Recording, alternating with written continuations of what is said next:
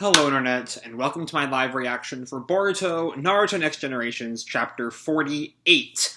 When we last left our heroes, a lot of things happened, including Jigen's body finally giving out, as he was burned by the natural flames that Koji summoned from somewhere. I don't know if we actually found out where he summoned it from, but the point is, by Jigen's body dying, the last moment, Isshiki was fully reincarnated through Jigen's body, which is not great for Isshiki because Jigen's body is really weak, as I recall. That also got rid of Kawaki's karma, which is going to be really interesting to see going forward, how that will eventually tie into, the Chapter 1 flash forward. But then with Ishiki's newfound power, as he has his real body now, even if it's a weakened Jigen version, he just kind of goes apeshit, destroys the Scout Toad, so the Konoha team can't see what happens, crushes Koji's mask, and reveals him to be a clone of Jiraiya. And that's kind of where we left off last time, so let's go on into Chapter 48, Time Limit. Our color cover here is Boruto kind of shielding his eyes from the sunlight. We see his karma activated at least up to his wrist. And so we open kind of where we left off in Jigen's chamber, with several of the pillars have been shrunk into kind of spear shapes. And Koji's looking up at Isshiki. And Koji, unmasked, clearly Jiraiya. Also, I forgot to mention the weird eye thing that Isshiki has that I brought up last time, but didn't mention previously. But anyway, the two of them kind of glare at each other, and Isshiki approaches Koji. And Koji really suddenly sends out a fireball that approaches Isshiki and just kind of fades away, because that's a chakra fire, and Isshiki can get rid of chakra fires real easy. Well, we know that getting rid of jutsu is a karma thing, but because it's both a Momoshiki and an Isshiki karma have that ability, is that just a karma thing? Or could Momo... Because I remember with... Hold on. Trying to remember... I'm thinking of Madara's whole only taijutsu and sage jutsu work on him. And he had some Otsutsuki-like qualities at that point, but with his whole Sage of Six Paths form. But I'm not quite sure if that's supposed to tie into the karma. I don't know, but either way, whether that's because of the karma or just because Isshiki is super powerful, it all just kind of fades off of him. But Koji just keeps on going for it, setting the whole room ablaze. This whole wall of fire between him and Isshiki just keeps on walking. And the flames are shrinking. Koji notes, "He's shrinking my jutsu instantly. This is a whole different level of power than when he was Jigen. In which case, and he sets his hair to grow, just like Jiraiya did it. I think when he fought Itachi, as I recall. It's been a long time since he did that. Art of the Raging Lion's Mane. And he binds up Isshiki in his hair, and then lifts him up and and then slams him back down. And he lets the hair go. The hair releases, and Isshiki is gone. And he pops up, shrunk, sitting on Koji's shoulder. "It doesn't matter what you try. You cannot defeat me. Ever." And Koji goes... I don't know why I did that kind of youthful passion voice for Isshiki just then. It didn't fit at all. But you cannot defeat me. Ever. And Koji goes to make whichever hand sign this one is. And his hair spikes out right where Isshiki was sitting. But he notices no resistance. He got away using Sukuna Hikuna. Where is he?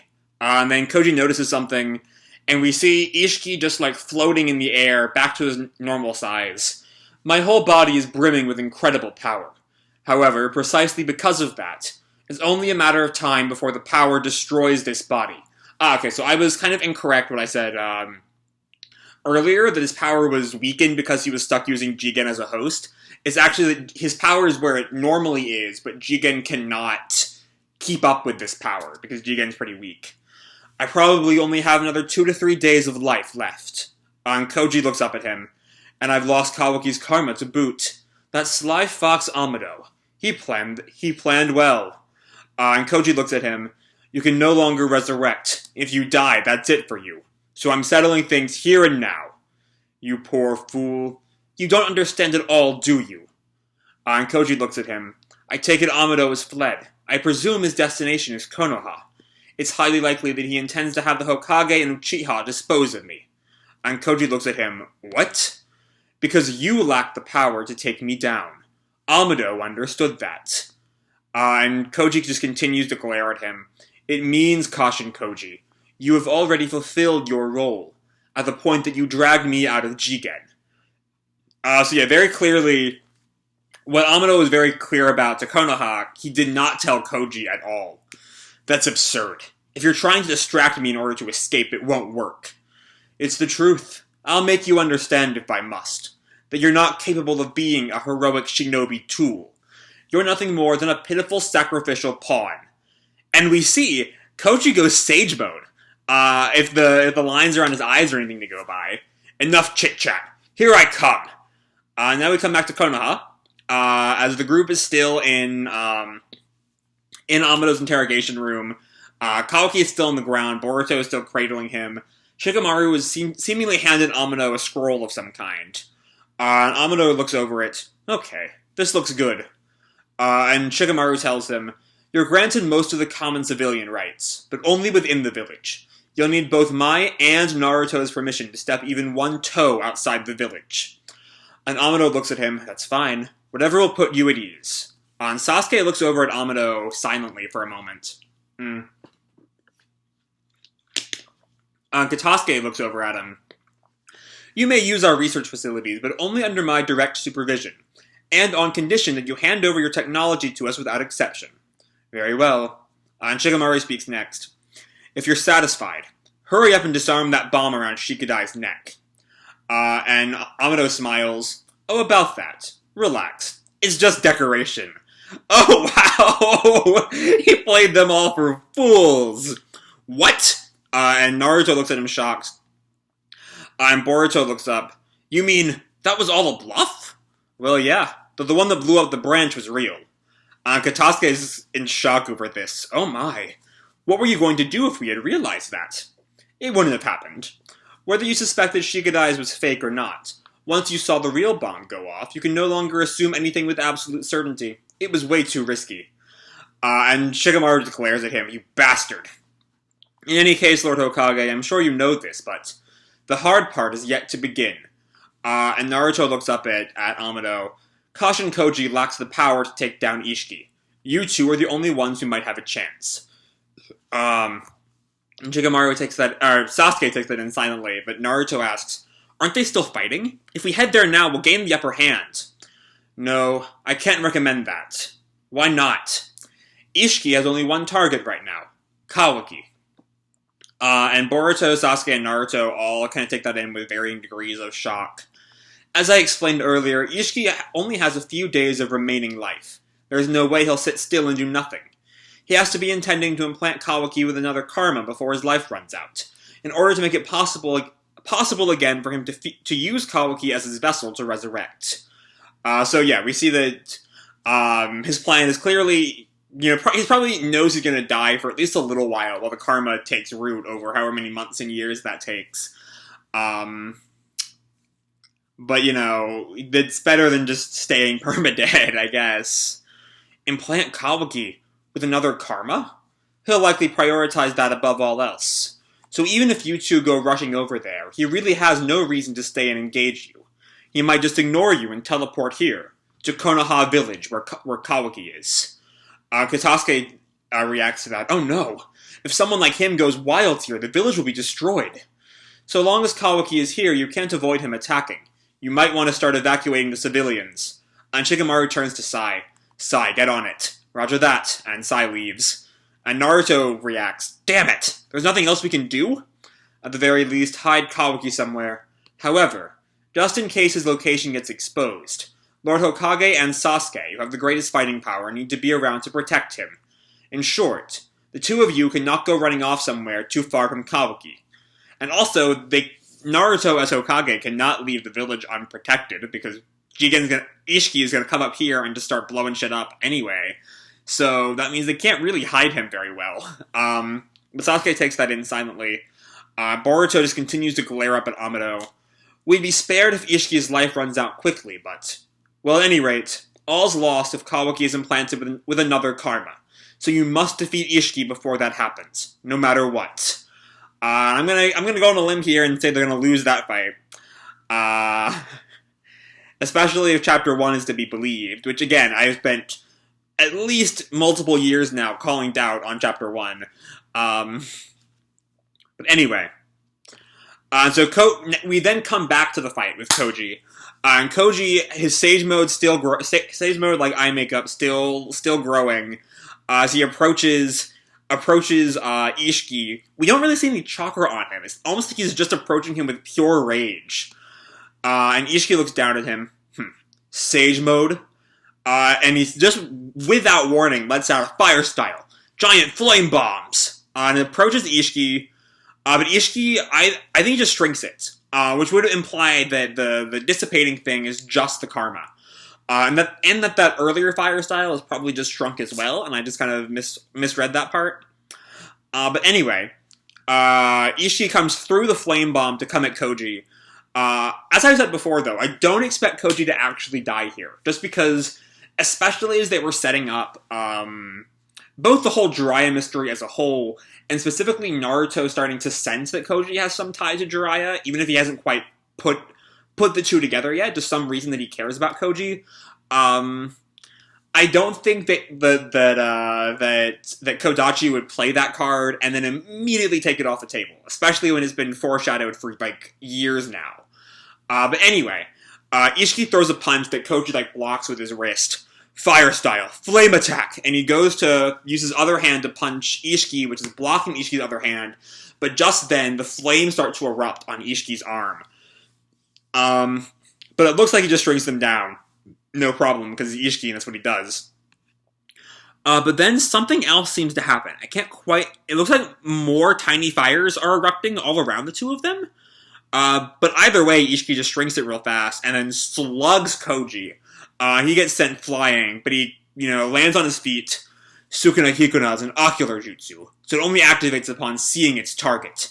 And how about Sage Art? The five fire gods' fan of flames. I mean, it looks like you can still see that fire. But also, the discussion of it as an ocular jutsu, again, ties back to the weird eye design he has going on. If it's just a way to do this one shrinking jutsu, I don't know that it will really, match up to the pantheons of Sharingan and Byakugan and Rinnegan and Tenseigan and whatever the fuck the Jogan is, if we're ever going to get any answers on the fucking Jogan. But anyway, Sage Art, the five fire gods' fan of flames. And Isshiki, he still looks at it, and yet somehow the flames don't seem to go away. Or maybe they do, because we see there's kind of a path starts to form in the flames. More flames? Truly unimaginative, cautioned Koji. But just then, what looked like black Amaterasu fire appears. Or maybe that's just, the black is just like the wall of the room, I think is black. So it might just be like a clearing of the flame. But Koji runs out from behind him. The one who's a bore is you! Massive Rasengan! It wasn't about the fire at all! It was just a distraction for the fucking Rasengan! And it hits Koji. Now choose. Which do you prefer? Getting ripped apart or burning? And he closes his Sukuna Hikuna eye, I think is the name of it. He opens it back up again, and the individual little triangles that were in the circle kind of peel away to reveal another eye. Okay. And it seemingly warps... Either it warps this pillar to be where Koji's attack was, or warps Koji to the pillar. And Koji falls to the ground in shock that his final move failed. And we see Isshiki moved 3 pillars to slam down right behind him. That might be trying to crush Koji. He might be where those pillars are. I can't quite tell. What the secret jutsu, Daikokuten. These are just the ordinary stone columns that line this space. So yeah, we see that Koji's now surrounded by the pillars. We can't quite tell if he's been skewered by them. But he's definitely. Oh, so he's kind of doing Koji's kind of doing a kind of I guess a check-in on his own body. I don't know what the right word for that would be. He's like taking stock of his injuries in this latest attack. Seems my left arm and flank have been crushed. No feeling in my legs either. And Isshiki approaches him. The jutsu allows me to store what I've shrunk in a dimension where time doesn't flow, and retrieve them whenever I want. And we see he like puts on he fixes his robes or something. He puts on a robe that I guess he shrunk in this different dimension. And also materializes a wine glass that he sips down. Just like this glass of wine. Handy, isn't it? And he drops the wine glass and it shatters. And Koji glares up at him. And I can't really tell because this seems very much to be built into Koji dying, but I can't imagine Koji dying here, just because, as I've said again, we were just introduced to the truth of Koji, and the people who would really care that he's a clone of Jiraiya, specifically Naruto, and really Naruto alone, maybe if we accept the time slip arc as manga canon, which I don't know if we should or not, Boruto has met Jiraiya at some point, but still, just the two of them would really care, if even Boruto. So it's really weird to kill him off before we get to really explore the whole clone of Jiraiya thing. But anyway, Koji glares up at Isshiki, and Isshiki just stares down at him. With your skill, you should have been able to tell at the first exchange that you just end up dying in vain if you fought me. Was it shinobi pride? No. I think that you didn't want to acknowledge Amado's betrayal. And Koji just stares at him silently. How surprising. Quite unexpected. But it means there was some gap in your professional pride as a shinobi. Perhaps Amado had picked up on that human weakness. And Koji just continues to, lie there helplessly. In any case, you and I have both been outmaneuvered by that fox. I plan to kill him eventually. Any last words for him? I'll relay them as a favor to a former comrade. And we see a close-up on Koji's mouth as he just kind of snarls, and he whispers something. And Isshiki bends down to be able to hear him better. I can't hear you. Say again. And we hear the words he's been saying, Kuchiyose, summoning! And we see this huge summoning circle appears all over in the area surrounding them. I see, and a frog appears, mouth open, I guess to gobble up Isshiki. Gobble up the two of them. Because now Koji's on the tongue of the mouth of the frog, which might be a way for Koji to get out of this alive. And Isshiki, jumps away. The two of them stare at each other as the mouth closes. And the frog, the frog closes its mouth, Isshiki gets away, and he stares at the frog. And the frog poofs away. Where is that purposeless stray dog planning to go? Does he intend to finish Amado himself? Never mind. I don't have any time to waste on the likes of Koji. Just you wait, Kawaki. I'm coming right now. And then we come back to the Leaf Village. So yeah, there's the theory I've been saying since last chapter. Koji's of course going to survive this, so that we can deal with the fact that we have a Jiraiya clone alive. But back at the Hokage's office, Naruto shouts, "No, absolutely not." And Boruto pushes back, "Why not? I can fight too." So here we see Boruto trying to join the fight against Isshiki that he is super unprepared for. Weren't you listening? The enemy is a complete monster. Only Sasuke and I will take him on. You'd actually be in the way if you were there. Given that the two of them lost to Jigen, I don't know how good they're going to do. I'm worried. You two lost against that Jigen guy last time, didn't you? Yes, here's Boruto calling him out. So how do you plan to win against an even stronger guy? Boruto. And that's Sasuke, who's just come in. I'm willing to die at any moment, for Konoha, as is Naruto. We're always prepared to do so. Sasuke? What about you? Could you die for the village? And that stops Boruto in his tracks. And just then someone comes in, it's probably Ino with her mind not mind reading, what's the word I'm looking of? Mind communication, fuck, I'm drawing a blank here. Naruto, do you copy? Enemy attack! And there we see Isshiki levitating around above Konoha. I actually did see this panel before I read the chapter. though I wasn't sure if it was real or a fake thing, just comparing this to Pain years and years ago. And Isshiki just, like, stares down on the village as Ino reads out, "One foe in the sky above. Chakra data not available.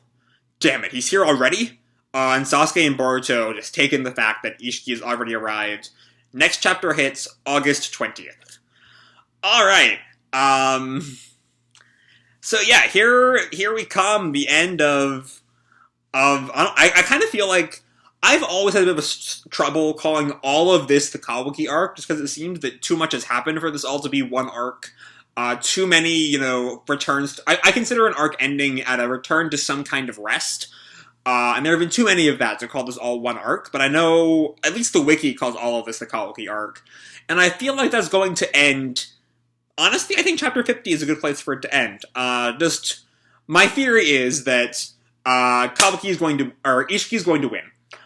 Whether or not that means he kills Naruto and Sasuke, as had been kind of hinted at since chapter 1, and which would then lead to what Kawaki says, what the Isshiki Kawaki says in chapter 1 about sending Boruto to the same place he sent the 7th, would all fit in with Isshiki killing them here. Which we kind of thought would be what happened with the Jigen fight, but whatever. But yeah, I can kind of see that being the end result of this next fight. Is Naruto and Sasuke either dead or at least long-term out of commission? I also saw someone saying, theorizing about Koji training Boruto through some kind of time skip, which, could definitely happen, I think. Especially with Koji still alive, it would also kind of tie back to the original series of Jiraiya training Naruto through a time skip. Here, Jiraiya's clone trains Naruto's son through a time skip. It would kind of be a little bit of George Lucas poetry at rhymesing. But yeah, this is just a really, really good chapter, ending the Koji versus Isshiki fight in not quite a draw. Koji's very clearly beaten by the end of it, but he at least survives to fight another day. And we'll see what comes of Amado in all this. But now, Koji is aware of Amado's betrayal, and we'll see if Amado survives the next couple of chapters for Koji to give him a piece of his mind. But at the very least, actually, I'm going to retract something I just said, because I just talked about how I think Naruto and Sasuke might die here, which would, as I said, set up chapter 1. But also, I think that kind of diminishes the ability to do something with as I've been talking about since the Jiraiya clone reveal, Naruto dealing with the fact of Jiraiya's clone, which I think has been built up for a good long while, and will be really, really not satisfying if Naruto doesn't live to learn that knowledge. I don't know. As always, Boruto gives me a lot to think about every month. And yeah, this is also just a really good fight chapter. We see, I didn't bring up what's the dimension jutsu called? The Dai Kokuten. Is very reminiscent to me of Kakashi and Obito's Kamui. There are differences, because Kamui did not involve time stopping, though seemingly Daikoku-ten does. Dimension where time doesn't flow. Which, I'm not entirely sure what the point of that is, especially because we learned last month you can't shrink living things. And inanimate objects don't experience the passing of time. So, the cloak, I don't think wine goes stale, actually. I was about to say maybe, the wine would not go stale in there. But that doesn't happen. But, food wouldn't go stale. If you wanted to shrink down food, I guess. But that's a really, really, not important thing. I don't know. Anyway, Koji's alive. Koji gets away, which I was definitely hoping for and expecting, really. And now Isshiki has arrived to, do whatever it takes to find Kawaki before his body gives out. Which means next chapter, the shit is going to hit the fan. But that's really all I have to say for this chapter. Hope you all enjoyed the chapter and the video itself. If you did, feel free to drop me a like or subscribe, or, do whatever makes you happy, And remember, your life is your own, okay? Bye!